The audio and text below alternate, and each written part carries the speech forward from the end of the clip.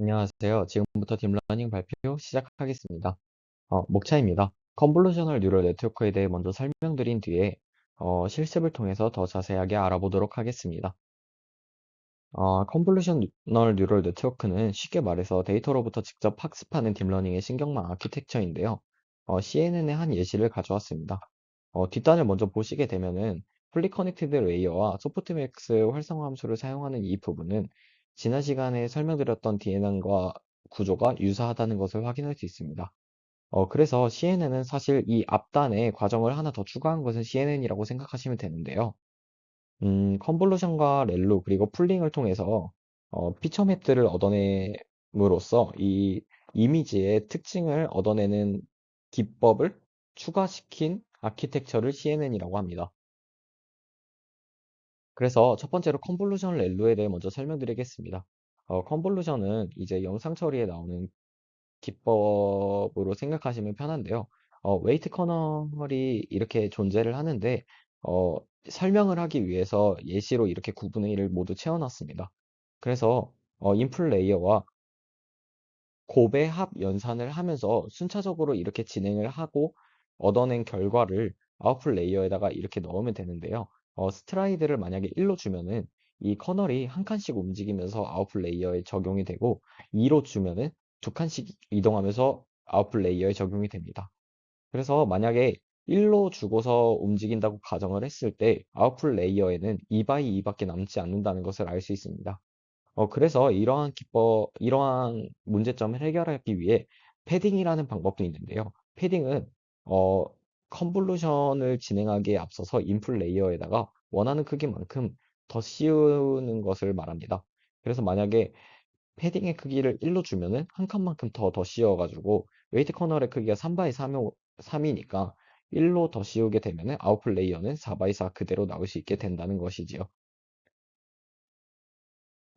그리고 활성화 함수로서 렐루를 사용하는 이유는 이제 지난 시간에 DNN에서도 설명했듯이 신경망의 층이 깊어지면 깊어질수록 그레디언트 베니싱 문제가 발생하게 되는데 이러한 문제를 발생시키지 않는 방법을 가진 활성화 함수가 형태상 렐루가 가장 적합하여 렐루를 사용합니다. 그리고 컨볼루션을 사용하기 위해서 웨이트 커널을 다음과 같이 써놓고서 설명을 드렸는데 사실 이 CNN에서는 이러한 웨이트 커널 안에 들어가는 가중치들을 학습시키는 방법으로 영상 처리와는 다른 방법을 사용한다고 할 수 있습니다. 그렇게 컨볼루션과 렐로를 통해 피처맵을 얻어냈으면 해당 피처맵을 크기를 줄이는 방법으로서 풀링을 사용하게 되는데요. 여기서 풀링을 사용하는 이유에 대해 먼저 설명드리겠습니다. 아무래도 크기가 줄어드니까 컴퓨테이셔널 코스트도 줄어들고 그리고 데이터의 모델이 과적합되는 것도 방지할 수 있고 그리고 물체가 이동하더라도 그 이미지 내에서 이동하더라도 불변하다는 특징까지 갖고 있으므로 풀링을 사용하게 됩니다. 그래서 풀링의 종류로는 뭐 맥스 풀링, 밍 풀링, 웨이트 풀링 등 다양한 풀링이 있는데 많이 쓰이는 맥스 풀링에 대해 설명드리겠습니다. 풀링을 할 때 먼저 필터와 스트라이드의 파라미터를 지정해 줘야 되는데요. 예시로 필터의 크기는 2 바이 2, 스트라이드는 2 바이 2로 지정하여 진행하였습니다. 그래서 이러한 피처 맵에 맥스 풀링을 진행하게 되면은 다음과 같은 조건을 만족하면서 값을 뽑아내게 되는데 어, 2 바이 2 안에 들어가는 이 초록색 박스들을 먼저 보시게 되면은 이 중에 가장 큰 값을 뽑아내는 것을 맥스 풀링이라고 합니다. 그래서 여기서는 6, 여기서는 7, 7, 8 이런 식으로 뽑아내는 것을 맥스 풀링이라고 생각하시면 되겠습니다. 이렇게 진행을 하면 컨볼루션 레이어를 하나 진행한 거고 몇 개를 쌓아야 할지는 사용자의 마음입니다. 이런 식으로 컨볼루션 레이어를 쭉 진행한 다음에 얻은 피처 맵들을 이렇게 평탄화를 시켜가지고 다시 또 그 DNN의 형태와 유사하게끔 학습을 시키면 됩니다. 실습을 통해 더 자세하게 알아보도록 하겠습니다. 이번 실습에 사용한 데이터셋은 사이파10 데이터셋으로서 10개의 클래스를 가지고 있고 이미지의 크기는 32 곱하기 32고 그리고 3개의 채널을 가진 컬러 이미지입니다. 이미지를 불러와서 스플릿 하였으므로 이러한 것을 노멀라리제이션을 진행해주고 원하드 인코딩도 또한 진행해줍니다. 그 다음에 모델을 설계하는 과정에 있어서 이렇게 먼저 시퀀셜을 통해서 CNN을 정의한 다음에 하나씩 추가하는 과정을 통해서 진행을 하였는데요. 컨볼루션 2D 함수를 통해서 활성화 함수는 아까 설명드린 렐로를 사용하였고, 그리고 32개의 층을 가지고 3x3 크기의 커널을 가진 것을 추가를 하였습니다. 그리고 인풋의 쉐이프는 아까 방금 설명드렸듯이 32x32x 3이므로 이렇게 지정을 하였습니다. 그 다음에 컨볼루션 층을 하나 더 추가하고 맥스 풀링을 추가하는데 여기서 이제 사이즈는 2x2로 지정하였습니다. 그 다음 드랍아웃을 진행하고 컨볼루션 층을 추가, 맥스 풀링, 드랍아웃 한 다음에 여기부터는 아까 말씀드린 플래튼, 평탄화를 통해서 이제 컨볼루션 레이어를 통해 얻은 가중치들을 컨볼루션 레이어를 통해 가중치를 여러 개를 학습을 시키고 그 다음에 그러한 피처 맵들을 플래튼을 통해서 평탄화한 뒤에 그 다음에 여기부터는 풀리 커넥티드 레이어로 연결을 하여 유닛의 수가 총 512개인 렐루 활성화 함수를 먼저 사용하고 드랍아웃을 진행한 다음에 유닛의 수가 총 10개인 소프트맥스 활성화 함수를 진행하였습니다. 그 다음에 컴파일 방식으로서 이제 카테고리컬 크로스 엔트로피를 사용하였고, 옵티마이저로는 저번에 설명드린 아담을 사용하고, 그리고 매트릭스로는 아큘레시를 썼습니다. 그 다음 학습을 진행을 하였는데, 트레인 데이터셋을 집어넣고, 배치 사이즈는 128, 그 반복수는 30, 그리고 밸리데이션 데이터를 집어넣어주고, 벌보스는 이제 학습이 진행되는 과정에서 상태를 나타내기 위해 한 것으로서 이를 사용한 것은 상태를 좀 자세하게 나타내 달라는 의미로 사용하였습니다. 이렇게 학습된 데이터를 다음과 같이 저장을 하였고, 저장을 한 과정에 있어서 이러한 저장을 한순간 학습한 웨이트와 파라미터들이 전부 다 저장이 되므로 다음부터는 다음과 같이 이렇게 불러와서 사용을 할 수 있고 서머리는 학습된 모델을 이렇게 잘 어, 설명해 달라는 의미로 다음과 같은 함수를 사용하였습니다. 그래서 서머리를 통해 얻어낸 내용인데요. 일단 어, 이 컨볼루션 2D를 먼저 보시게 되면은 처음에 32 x 32를 넣었다는 것을 확인할 수 있습니다. 근데 이제 패딩을 진행하지 않고 넣었기 때문에 크기가 30 x 30으로 줄었다는 것을 확인할 수 있고 그리고서 그 총 32개를 사용했기 때문에 여기가 32라는 걸 확인할 수 있습니다. 그래서 30 x 30 x 32라는 것까지 알았는데 파라미터 수가 왜 896개인지는 아래에 써놨습니다. 커널의 크기를 3x3으로 정해놨기 때문에 3x3이고, 그리고 RGB 채널이므로 총 채널이 3개이므로 곱하기 3을 진행하였습니다. 그리고 바이어스인 1을 더해주고, 그 다음에 총 32개를 사용하였으므로 32를 곱해주면 896이 나오게 됩니다. 컨볼루션 2D나, 아래에 있는 1, 2, 3도 다 유사한 맥락으로 진행하면은 원하는 값을 도출받을 수 있습니다. 그렇게 해서 컨볼루션 2D 1까지 진행을 하였는데 여기서도 또 패딩을 하지 않고 진행하였기 때문에 크기가 28 x 28로 줄었다는 걸 확인할 수 있습니다. 그리고 맥스 풀링에 있어서는 2 x 2 크기로 진행하였으므로 크기가 또 절반으로 줄었다는 걸 확인할 수 있고 여기서는 크기를 그냥 단순히 줄이는 것이므로 맥스 풀링을 통해 최대값만 뽑아내는 것이므로 파라미터를 학습하는 것은 없기 때문에 0으로 사용되었습니다. 여기까지는 또 위의 부분과 유사하게 진행이 되고 컨볼루션 레이어가 하나, 두 개가 있다는 걸 확인할 수 있고 그다음 플래튼을 통해서 플래튼을 진행하면은 이제 총 1600개가 나오는데 1600개가 나온다는 것을 확인할 수 있습니다. 그 다음에 어, 풀리 커넥티드 레이어를 통해서 512를 통해서 파라미터를 계산해 보면은 이제 인풋 레이어와 아웃풋 레이어를 곱하고 아웃풋 레이어를 더하면은 총 81만 9,712개가 나온다는 것을 확인할 수 있습니다.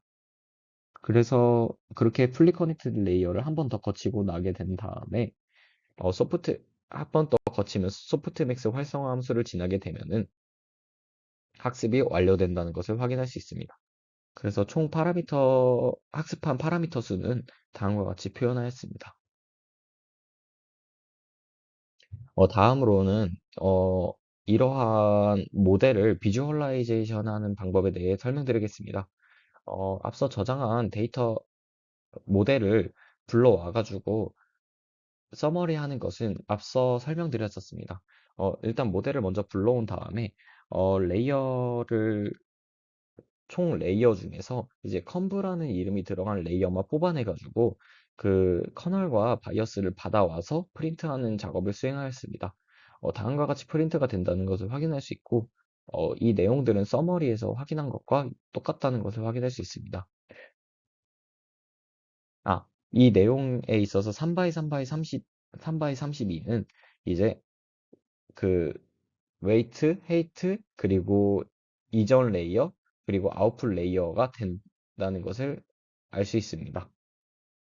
그 다음에 첫 번째 레이어에 있는 것에 커널과 바이어스를 가져와서 확인해 볼 예정인데요. 민과 맥스 값을 가져와 가지고 정규화를 진행한 다음에 저희가 확인할 커널의 수를 지정해 줬습니다. 여기서 보시게 되면은 컴프2D를 가져왔으므로 이 32개를 확인한다는 것을 암시하기 위해 32를 적어놨습니다. 그 다음에 크기가 20 x 3인 피규어를 20 x 3인 피규어를 먼저 지정을 해준 다음에 제목도 지정을 해주고 총 32번을 돌면서 이렇게 커널에 있는 것을 RGB 값을 통해서 이렇게 총 32개의 3개 채널을 갖고 있는 것을 뽑아내는 것을 확인할 수 있습니다. 그 다음에 어, 레이어를 돌면서 컴브를 뽑아내면 또 다음과 같이 나온다는 것을 확인할 수 있고, 여기서 보시게 되면은 여기에서 모델을 학습하는 과정에 있어서 끝까지 다 진행해 버리면은 첫 번째 모델에서의 로스를 구하기가 어려우니까 이제 아웃풋을 첫 번째 레이어까지로만 지정을 해놓고 모델을 학습을 진행한 다음에 서머리를 뽑아낸 것을 확인할 수 있습니다. 그래서 뽑아내게 되면은 총 896개의 파라미터를 가진 첫 번째 레이어까지만 학습이 진행됐다는 것을 확인할 수 있고, 이렇게 진행을 했을 때 피처맵을 뽑아내게 되면은, 뽑아내기에 앞서서 이제 테스트에 쓰인 이미지를 먼저 출력을 해보면은 다음과 같은 쉽 이미지가 출력이 됩니다. 이 이미지를 통해서 얻어낸 다양한 피처 맵들을 아래 코드를 통해서 뽑아내게 되면은 이렇게 다양한 피처 맵들을 비주얼라이제이션하게 볼 수 있습니다. 다음으로는 데이터 아규멘테이션에 대해 설명드리겠습니다. 지난 시간에 이제 오버피팅을 방지하는 방법으로서 다양한 종류 중에 데이터 아규멘테이션은 이미지에서 많이 사용한다고 그냥 간단하게 설명하고 넘어갔었는데 여기서 자세하게 설명드리겠습니다. 뭐 클래스 네임은 이건 나중에 매핑하기 위해 그냥 사용한 것이고 데이터를 불러와서 정규화하고 총 12개의 이미지들을 뽑아내는 것을 확인할 수 있습니다.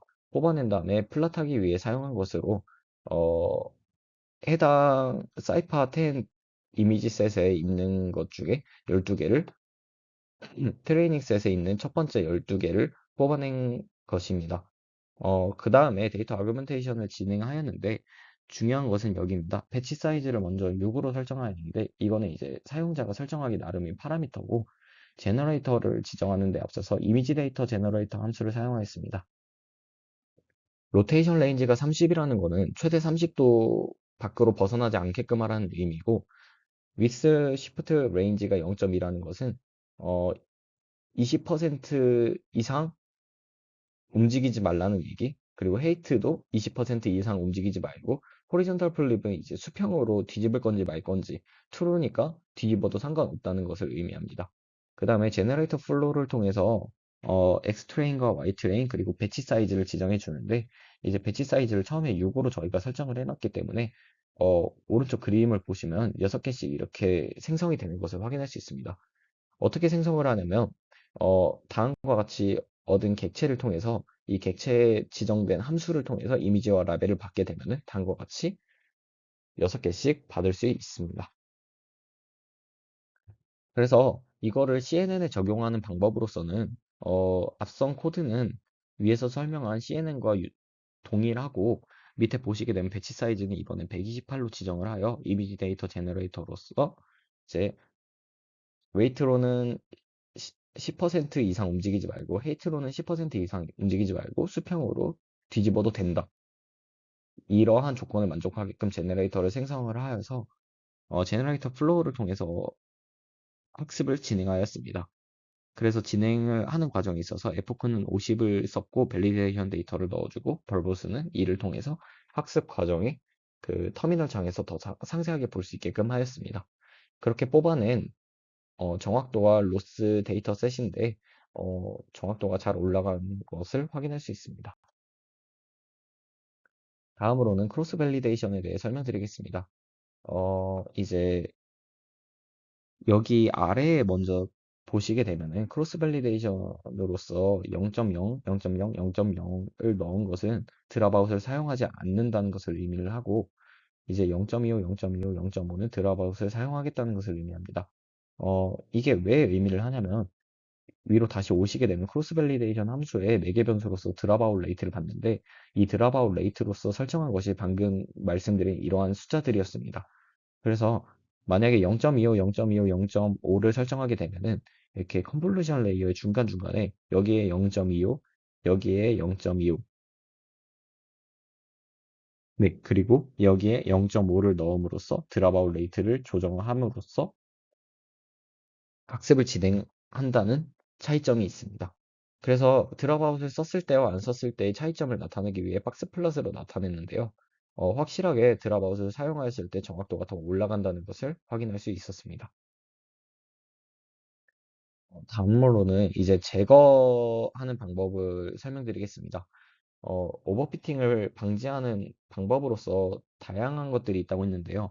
일단 데이터 증강이 있다고 했고, 그 다음에 L2 레귤라리제이션도 있다고 했고, 그 다음에 그 크로스 밸리데이션으로서 드랍아웃 레이트를 조정하는 방법도 있다고 했습니다.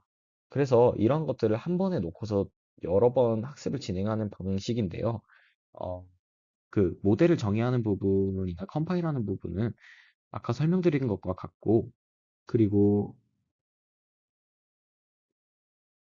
같습니다. 그래가지고 이제 데이터 제너레이터, 그러니까 이미지 증강을 할 건지 말 건지를 물어보는 것으로서 false와 true를 통해서 이미지 증강을 할 건지 말 건지를 받은 다음에 드랍아웃 레이트를 통해 드랍아웃을 이제 비율을 설정해주고 L2 레귤라리제이션을 통해서 만약 0을 넣으면 안 한다는 얘기고 그리고 0.01 정도를 넣으면 이제 정교화를 하겠다는 의미입니다.